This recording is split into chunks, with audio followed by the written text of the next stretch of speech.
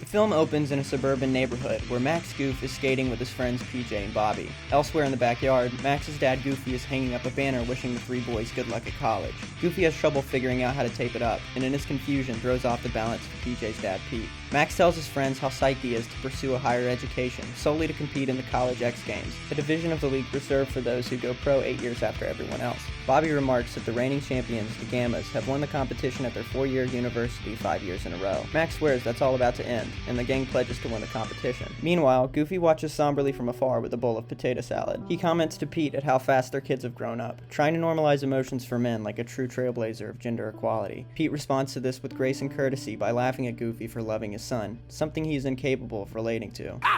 Come on, son! I can't miss you if you won't leave!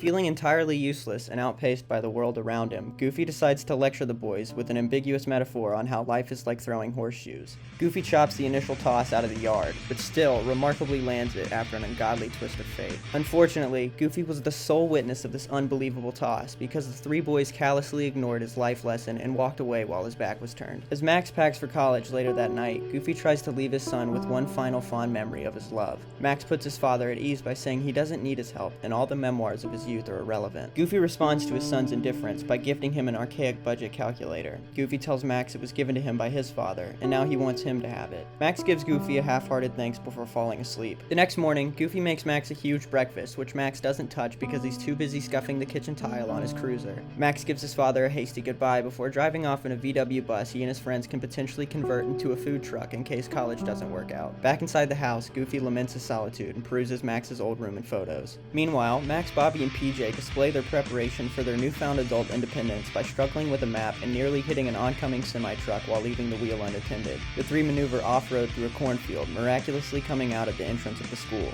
Max and the gang shake off their near-death experience by ogling the women at the university. They then park outside the frat house, where College X Games champion and the Gamma's team leader, Bradley Uppercrust III, are hanging out. PJ and Bobby talk about how good of a skater Bradley is, but Max says if he was really good, he'd be wearing Diamond Supply Company instead of Brooks Brothers. Back in his hometown, Goofy goes to work at the toy factory. He hallucinates talking to Max after seeing a picture of him in his locker. While assembling toys, a tired Goofy again hallucinates talking to Max, a lapse which his Orwellian supervisor reprimands him for. Get back to work, or else! Startled by the encounter, Goofy stumbles into a lever that increases the speed of the toys unloaded onto the conveyor belt. In an attempt to remedy the situation, Goofy starts pressing random buttons while covering his eyes. This reverses the direction of the conveyor belt and sucks Goofy into the pipes, causing an explosion worth thousands in property damage and shutting down the production floor indefinitely. Goofy is fired on the spot because ingesting a full bottle of Benadryl before his shift doesn't align with the company's standards of workplace integrity. Back at their unnamed college, Max, Bobby, and PJ run a street-style line that has all the students struggle to refrain from wetting their pants.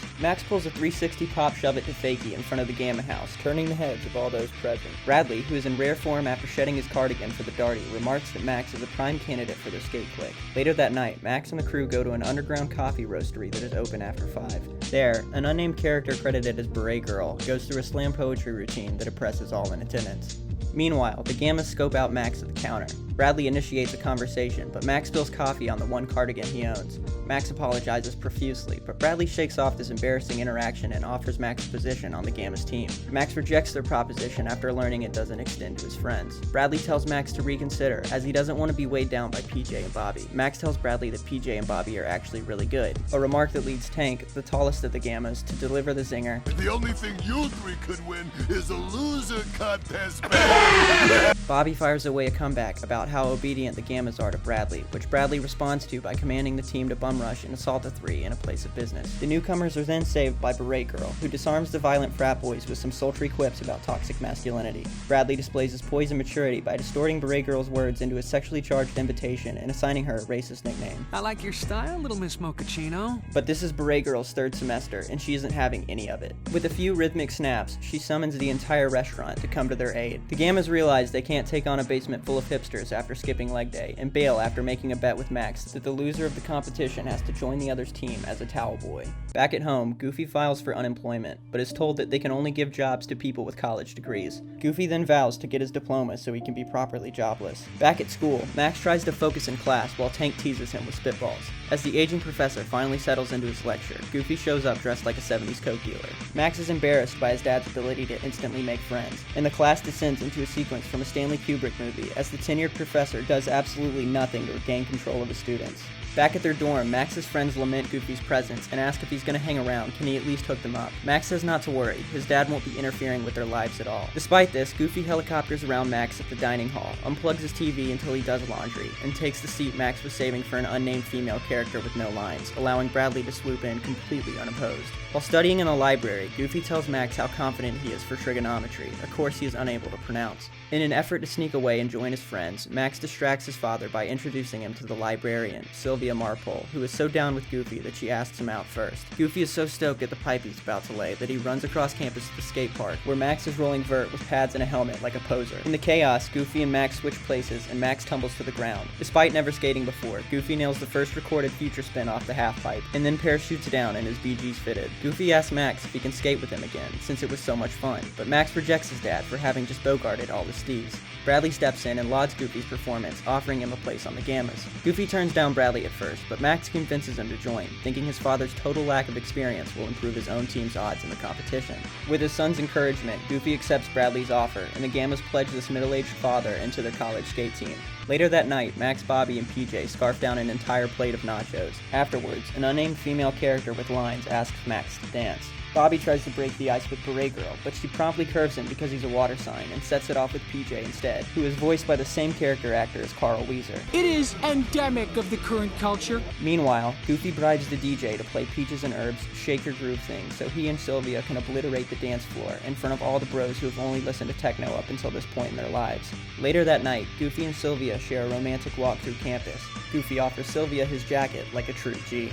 She tells Goofy that their first date is the best night of her life. The next morning, a disheveled Goofy wearing the same clothes from the night before brings Sylvia flowers at her place of work. She reciprocates this gesture with an intense public display of affection. Across campus, Bradley tries to pull a manual handstand, but Max blitzes past him on a 50-50, switching Bradley's clothes with the nearby female student, totally emasculating him by showing that his cardigan looks better on a woman. At an unspecified time later, Bradley taunts Max and the gang by pushing Mongo in the new threads he copped at Vineyard Vines. The qualifying round for the College X Games have begun. Max's clique and the Gammas have a spat over who will win. Bradley decides to tip the scales by installing a rocket booster on the bottom of the skateboard the Gammas are about to use. Bradley then ingeniously covers his tracks by handing the board to Goofy in plain sight. Goofy drops in and eats it on the first jump. Max jokes to his friends that this should be easy. Bradley remarks that Goofy could use some help, activating the rockets on Goofy's board and launching him off the quarter pipe. The judges aren't fazed at all by Goofy going full speed without pushing, and award him 10s across the board, except for Germany because apparently Goofy is a Hasidic surname. Max is blown away by Goofy's literally unbeatable score and wonders if his dad is worse than Nia Houston's. Max drops in, but Bradley blinds him by reflecting the sunlight off a makeup mirror that he carries around for some reason. Max tries to recover with the lip slide, but falls coming off the rail. He tries to compensate for this with a crazy board stand that the announcer has ostensibly never seen before. Unfortunately, the judges aren't moved by Max's legitimate run, and Germany still suspiciously grants him the lowest score of all. Max's friends tell him his run was sick, but he knows Thrasher would never buy those shots. Bradley and the Gammas are so pleased at their dishonest victory that they tease Max as he walks away. Meanwhile, Goofy is paraded around the park on the hands of adoring students. Later, outside class, Max reprimands Goofy for joining the Gammas at his own insistence and screwing up his dreams of becoming a professional skateboarder. Goofy apologizes, saying he only wanted to be close with his son doing something they both love.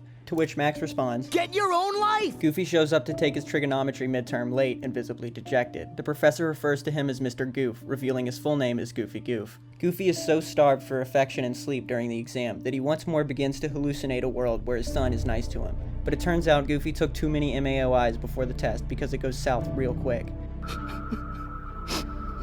Goofy regains consciousness as the professor tells him the exam is over. This overwhelming failure leads Goofy to try and salvage the rest of the trip by watching the fountain in the quad, unaware he is currently missing dinner with Sylvia. Goofy returns back home to grill with Pete, who doesn't have a whole lot of sympathy for a 40-year-old failing a college exam and neglecting a healthy, intimate relationship. Goofy rings a horseshoe toss and suddenly breaks out of his rut, leaving in a hurry and trashing all of Pete's stuff on the way out. Back at school, Max has an awkward encounter with an unnamed female classmate. You Yeah, Max. goofy son. Wow, get wrecked. After drudging on and sulking in the rain, Max goes back to the coffee shop, where PJ and Bobby remark that they haven't seen him around lately. Max says he's transferring schools since his dad is cooler than him. Bray Girl, Bobby, and PJ all tell Max that he needs to stop being a whiny little bitch and skate again. Goofy goes back to the library to patch things up with Sylvia, who is reluctant at first, but forgives him after looking into his puppy dog eyes. Sylvia starts helping Goofy study and train in a montage. The grades of all the students are posted publicly outside the lecture hall for some reason. Goofy is at the top of his class with straight A's, and Sylvia says they should celebrate celebrate. Goofy says first he needs to resign from the Gammas. At the Gamma house, the brothers and Goofy shoot pool in a room modeled to look like an interior scene from Goodfellas. Goofy tells Bradley he has to quit the team, and the entire house immediately becomes hostile towards him. Tank restrains Goofy and threatens to give him a head injury. Bradley threatens Goofy with a pool cue, insinuating Goofy is quitting to join Max's team.